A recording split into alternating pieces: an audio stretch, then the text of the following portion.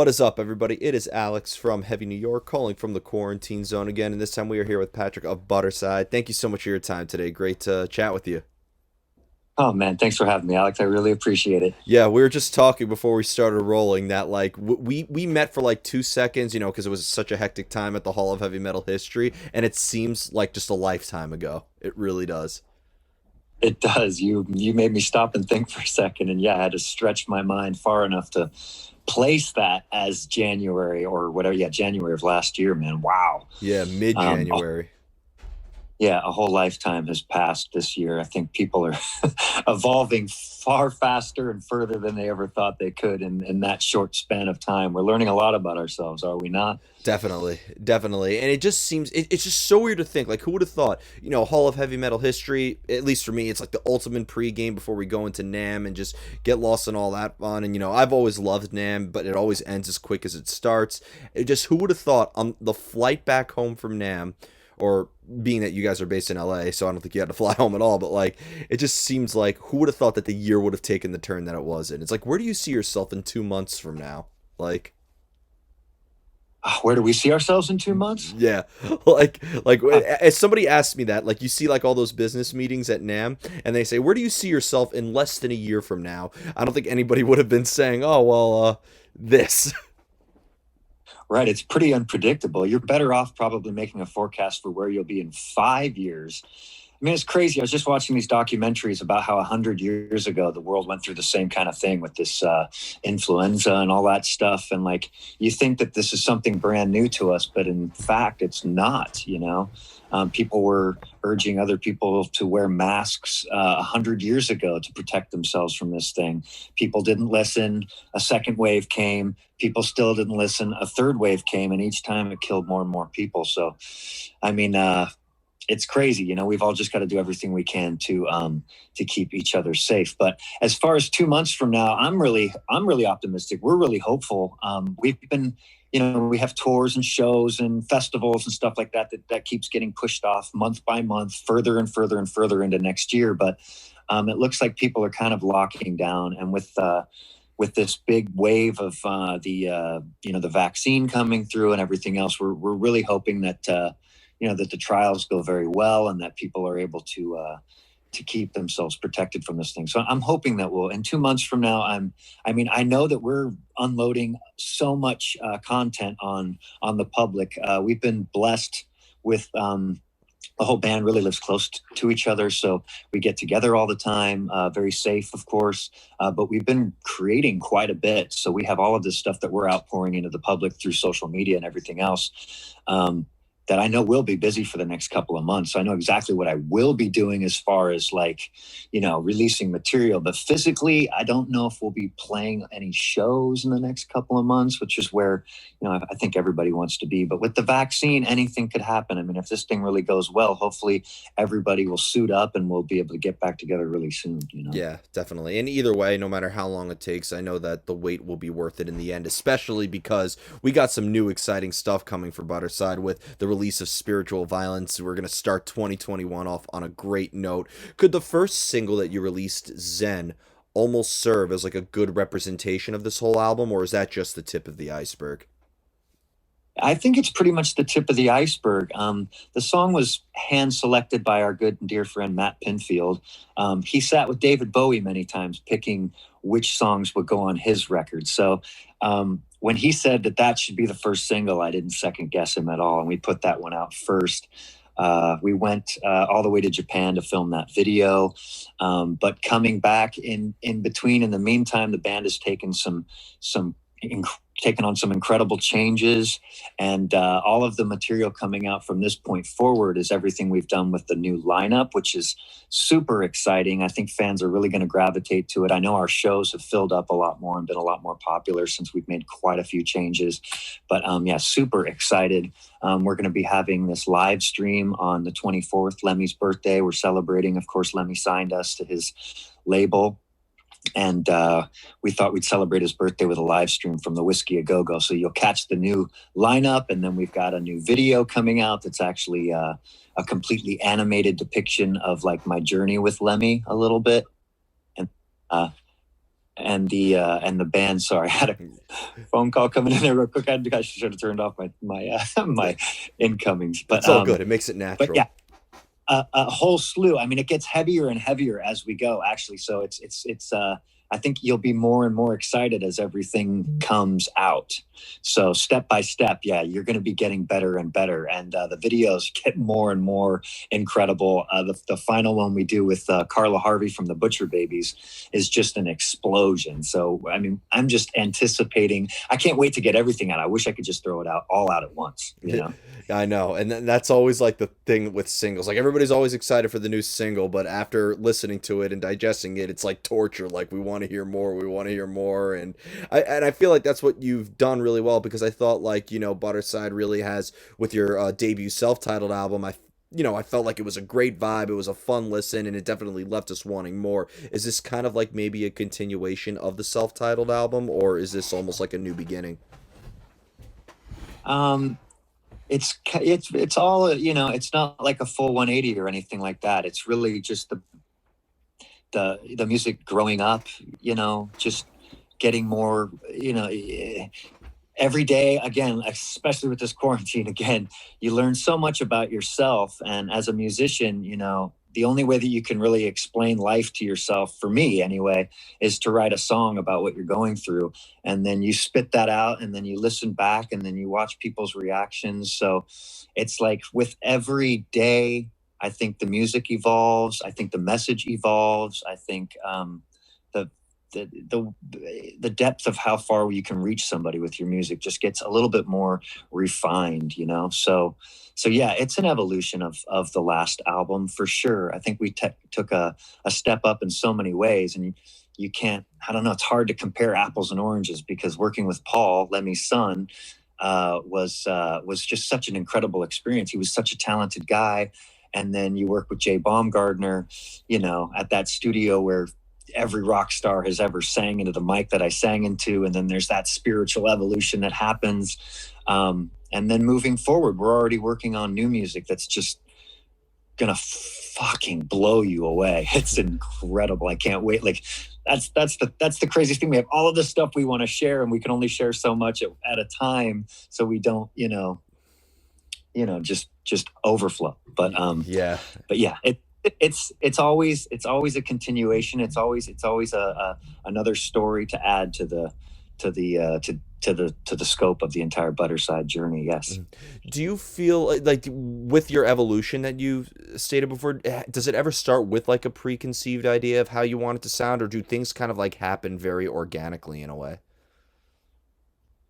Um, yeah, every time, I mean, you sit there alone with your acoustic guitar, you know what I mean, and you play something from your heart.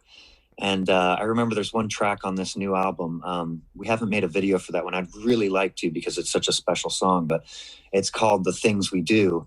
And it's written about drug addiction, written most in part when I was completely addicted to drugs. It's been coming January 6th. It'll be 15 years since I've done any dope or drank anything. But I used to be a hardcore, I mean, I was the worst drug addict you could ever imagine. I was, I was bad. But the only thing that got me through was music and writing music. And I wrote a song in the trenches of all of that. And I always could hear things in my head, like a church choir and like cellos, and to see that come to life, to watch the children's choir file into NRG Studios to sing the parts in the song that I'd imagined long before was just it was mind-boggling. And then the cellos and the symphony sound that came along with that song. So in certain cases, it's kind of like, yeah, you hear these things, but you can never quite, like, that's the beauty of being alive and recording music and the recording process, is that, like, when you're finally sitting there and you're hearing it back, in your head, you can hear it, but hearing it through speakers and it's slapping you in the face is always just like, to me, that's the meaning of life. When you hear that back and you just know somebody else is going to hear it and they're going to feel what you're feeling. I don't think you can ever quite picture exactly how amazing it can be until you actually produce it. Yeah, You and know what I mean? do you feel like maybe sometimes a message like like what you were just saying, which I think is very relatable to a lot of people and has a very, it comes from a dark place but has a very uplifting and positive message, I would say, to encourage people going through similar things. Do you like to maybe leave the music open to interpretation, or do you try to maybe engage the listener into the story behind the music as much as the music itself? Um, Yeah, no, I mean, there's definitely a message, but I'm completely open to the process because you want to work with these producers that know things that you don't, and they know, you know what I mean? You listen to your heroes and stuff like that, and you're like, God, I hope someday I can sound like that, you know? I hope I can get that vocal sound or that guitar sound or even that synth sound that like a certain guy has. And that's why you seek out these producers that you think are really going to bring your music to where you have an idea you want it to go.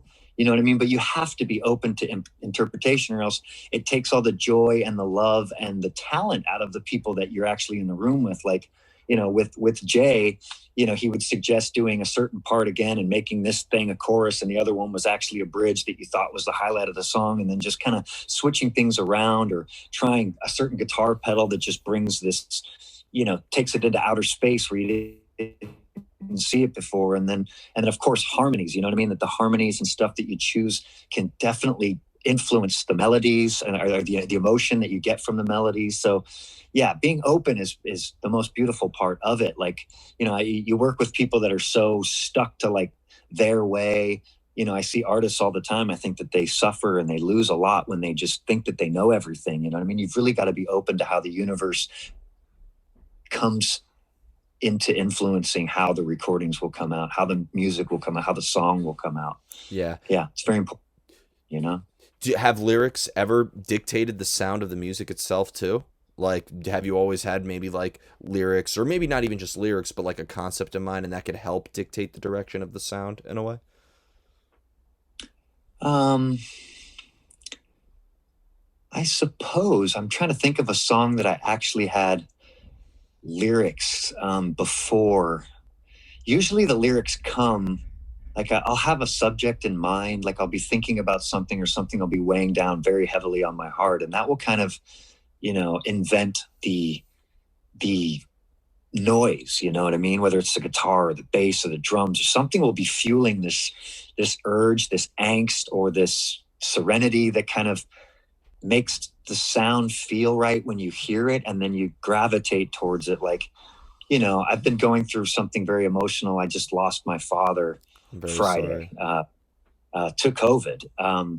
But before that whole thing, there was this process of moving him into a home, and I was his guardian, and his life is basically into my hands. But, you know, Sam Bam Colton writes 100 songs in a freaking week. The guy just writes, it's all he does, and it's beautiful.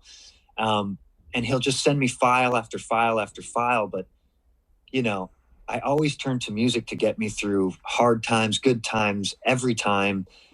So I kind of dug into these folders and found these files, and you hear something that catches that emotion, that catches that voice, and then, I just ran across one song, something that we haven't quite recorded yet, but we're going to go back to Tempe to record some more with Matt Good.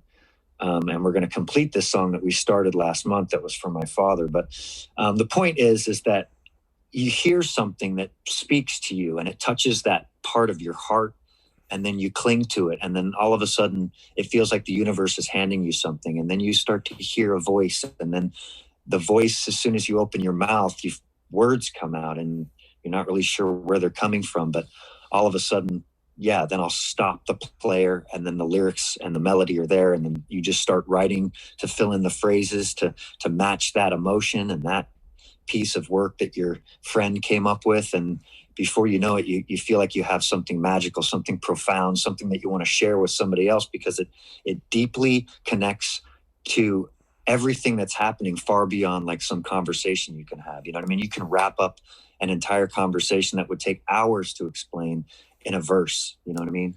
Yeah, I feel like one thing, what I've, listening to the album, and seeing what Budderside is all about, I feel like a good way to describe your music is like music that could share your joy during the greatest times, but also your pain during the hardest times. I feel like you have many different vibes, many different messages, and many different sounds to express it. I feel like you are, like, it's always an appropriate time to listen to Budderside, you know what I mean? Oh, that's so cool, man. Thank you. Yeah. And like for that inspiration to come, when it comes to getting into that writing mode, do you almost like need to be in a certain place, like be in a certain element, or do you find it a little bit, does inspiration sometimes just strike when you least expect it? Um, yeah, I don't know. I feel like I'm going through a little bit of a shift myself. I mean, I've always kind of felt like I need to be in my own space and like, um, we did something. I love like really challenging yourself. And like I was saying, the Spiritual Violence album was literally like a forced, like you've got to set deadlines for yourself and just put yourself to it. Um, I found that the less time that you give yourself to really kind of say something, it's kind of like when you're in an argument with your girlfriend. You know what I mean? You got to just spill out the truth and then hope that it goes. Hope that it goes well. If argument, because like with music, it's like you can't sugarcoat it, and I'm kind of letting go now of like. I've always felt like there has to be some positive message, and I have to stand for something. But I think the most enjoyable process is when you face the truth and spit out the lyrics that are really, that have integrity to them. You know what I mean? And then, really test yourself. And we've been doing this for long enough now that like, um, I'm not afraid to like write a song in one day and find out, you learn something about yourself instead of setting out to like write a song about something. Let the song write something about you and let yourself look in that mirror and have that face looking back at you and go, whoa, is that really what I feel? Is that really who I am? That's fucking beautiful to me. Like we just went through a writing phase where, I mean, it's ugly. And that's kind of like where I've always known that I really am is inside it's okay to be really ugly inside sometimes, as long as you face that. Some of the ugliest things are the most beautiful in the end. You know what I mean? Look at Beauty and the Beast, or I don't know, getting a little corny, but That's not um, corny at all. I love hearing this stuff. I mean, it's kind of crazy. I've never talked like this before with someone, so thanks for asking that question. Um, yeah, it's it's not something you really set out to do. I don't think being a musician is really something that somebody chooses to do, or being a songwriter for sure isn't something that we really choose to do. It's just something that like we have to do. Like I feel like there's a certain need to do something and leaving something behind. I was talking to my brother, and he was talking about how he has all these great friends, and how if when he dies, his funeral, and I mean it's really grim, and but we all think of it, right? You've thought about it, right? Yeah, Like definitely.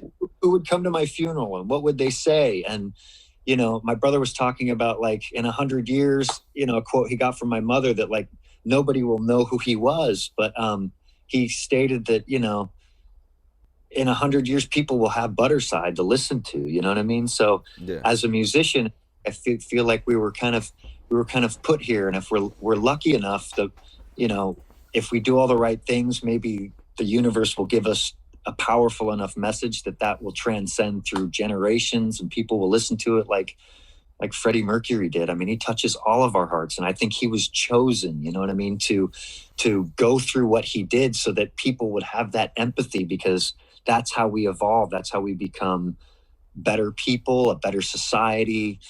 John Lennon too. It's like that guy was put here and taken from us for a reason.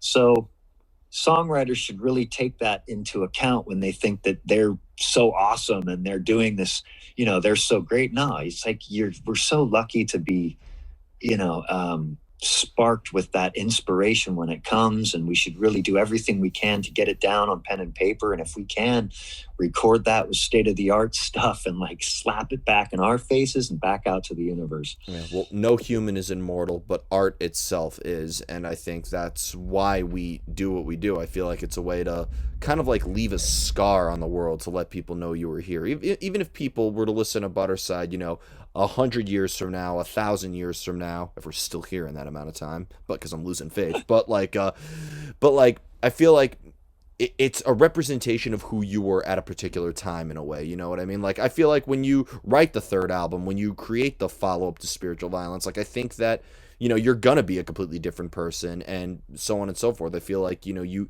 create a representation of who you are at a particular time. For sure. Yeah.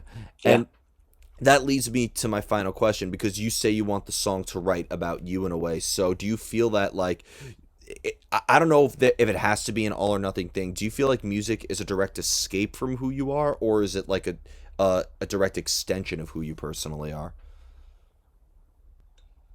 It's both, man. It's a full circle. You know what I mean? And that's it's like you never really. I mean, music is definitely an escape.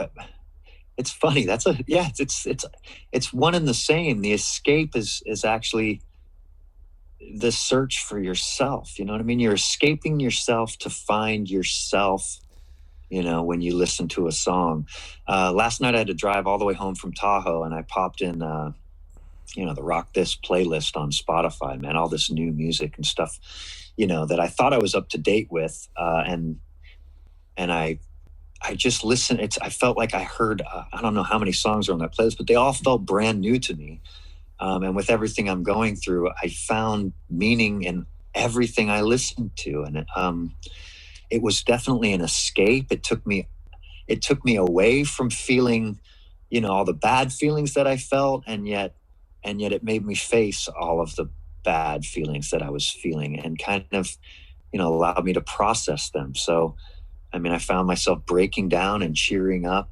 It's a very emotional time for me, for everyone, and my heart goes out to anyone that's had to go through what I just went through.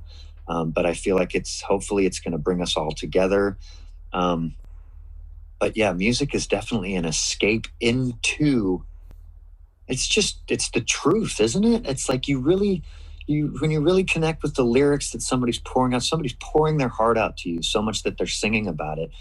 You hear the words and you find your own meanings in them, and you face the truth, and then you find yourself singing along. And that's a celebration of kind of like learning about who you really are.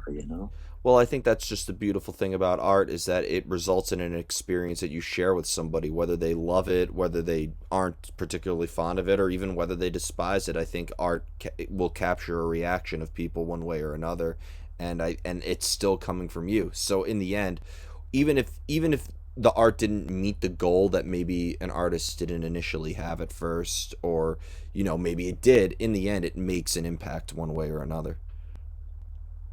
Yeah. Absolutely. Yep. You know. I try. You totally know. I went to art school, so I'm just reciting everything from my art history book.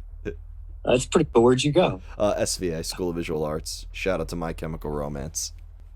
Nice. Is that in New York? Yep. Where's that? Yeah, New York City. That's why I moved to the city. And then I got into the Wow. world of metal. Awesome. Yep. Awesome. Some great musicians went there. Gerard Way from My Chemical Romance, Jared Leto from 30 Seconds to Mars, Joey Z and Alan from Life of Agony. So good musical background there. Dude.